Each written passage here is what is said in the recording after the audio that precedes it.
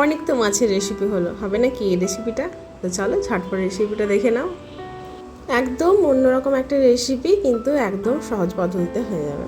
তো চলো ঝটপট আমি প্রথমেই মাছের মধ্যে স্বাদ মতো লবণ আর এখানে একটু হলুদ গুঁড়োকে মাখিয়ে নিচ্ছি সুন্দর করে।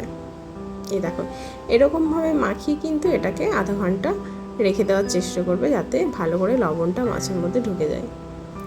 আধা ঘন্টা পর এই যে দেখো, হালকা তেল দিয়ে, খুব একটু বেশি তেল লাগবে না, মাছগুলোকে আমি ভেজে নেব।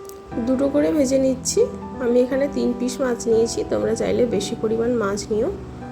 তো চলো, এই যে দেখো পিসগুলো আমার ভাজা হয়ে গেছে, খুব একটু কড়া করে কিন্তু ভাজবো না।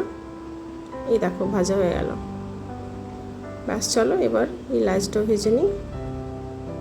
তো চলো, আমার 3টে পিসি মাছ ভাজা কিন্তু হয়ে গেছে। এখানে আমি পলাশ পাতা ব্যবহার করব। এই যে দেখো, সুন্দর করে পলাশ পাতাগুলোকে আমি ধুয়ে পরিষ্কার করে নিয়েছি, আর বেশ সাইজের কিন্তু পাতাগুলো। তো এখানে মশলাটা প্রথমে রেডি করে নিই। এখানে আমি কালো সর্ষে নিয়েছি 1 চামচ মতো। তোমরা মাছের পরিমাণ অনুসারে সর্ষে নিও। এখানে পোস্ত ব্যবহার করতে পারো, একটা কাঁচা লঙ্কা, স্বাদ মতো লবণ, 4 কোয়া মতো রসুন, আর এই যে দেখো একটা ছোট সাইজের পেঁয়াজ। একটু জল দিয়ে এটাকে সুন্দর একটা পেস্ট বানিয়ে নেব।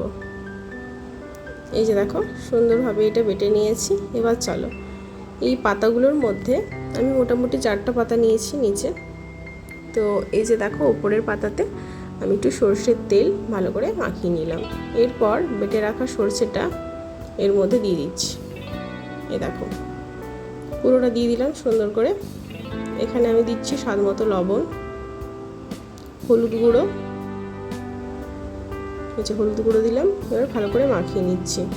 এরপর আমি মাছগুলোকে এর মধ্যে দিয়ে দিচ্ছি। সর্ষেটা ভালোভাবে মাখিয়ে নেব মাছের সাথে। এই দেখো, উল্টে পাল্টে সুন্দর করে আমি মাখিয়ে নিচ্ছি।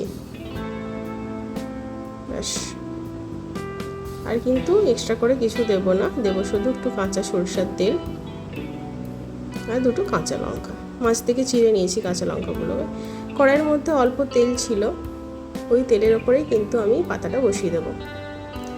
মোটামুটি এই মাছের যে পাতাটা দেওয়া হয়েছে তার নিচে আরও কিন্তু 4টে পলাশ পাতা দেওয়া আছে, ওপরেও 2টো পলাশ পাতা দিয়ে ঢেকে দিলাম। এরপর আমি একটা থালা দিয়ে ঢেকে দিলাম। এই যে ব্যাস, ভালো করে সুন্দর করে ঢেকে আমি এটাকে মোটামুটি 20 মিনিট মতো কম আঁচে আছে ফুটিয়ে নিয়েছি। এই যে দেখো, 20 মিনিট পর পাতাগুলো কি অবস্থা হয়েছে দেখো।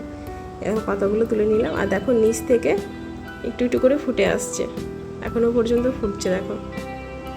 এই যে দেখো, পুরো জলটা কিন্তু টেনে নিয়েছে। এই দেখো, রেসিপি কিন্তু রেডি হয়ে গেছে আমার। পাতাগুলো কীরকম সাইড থেকে শুকিয়ে গেছে দেখো, কালারটাই পুরো চেঞ্জ হয়ে গেছে। এই যে রেসিপি কিন্তু আমার রেডি। গরম ভাতে যদি একবার এই রেসিপিটা পাওয়া যায় তাহলে আর কথা নেই।